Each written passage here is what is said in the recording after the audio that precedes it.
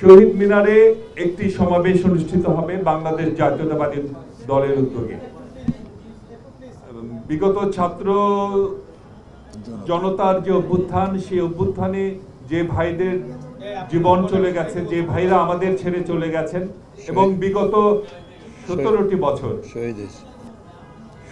বছর এই পতিত স্বৈরাচারের বিরুদ্ধে লাগাতার গণ আন্দোলনে যে ভাইরা তাদের সর্বোচ্চ ত্যাগ স্বীকার করেছেন, অর্থাৎ যে ভাইরা আমাদের ছেড়ে চলে গেছেন, সেই শহীদ ভাইদের স্মৃতির প্রতি শ্রদ্ধা জানিয়ে আগামী 14 তারিখ বাংলাদেশ জাতীয়তাবাদী দলের উদ্যোগে কেন্দ্রীয় শহীদ মিনারে একটি সমাবেশ অনুষ্ঠিত হবে।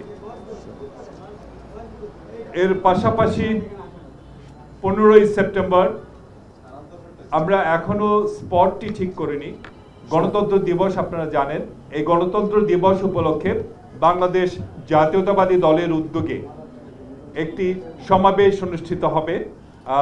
হতে পারে তা পল্টন অথবা সরোদ্দি উদ্যান, আমরা এখনো লোকেশনটা আমাদের ঠিক করিনি।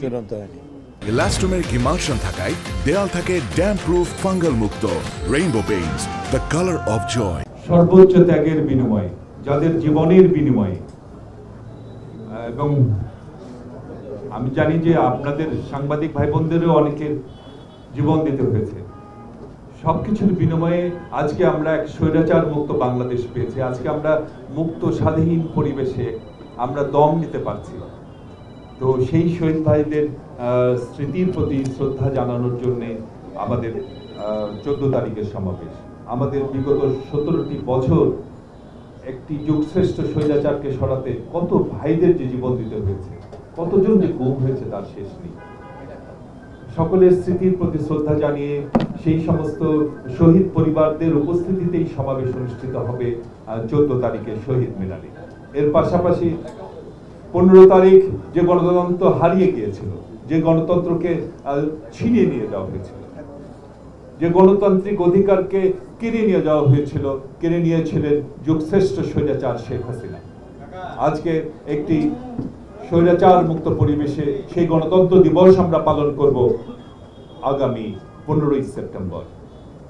পালন করবে সেই দল, যে দল বাংলাদেশে বারবার গণতন্ত্র ফিরিয়ে এনেছে, যে দল বাংলাদেশে বহুদলীয় গণতন্ত্র প্রতিষ্ঠা করেছে।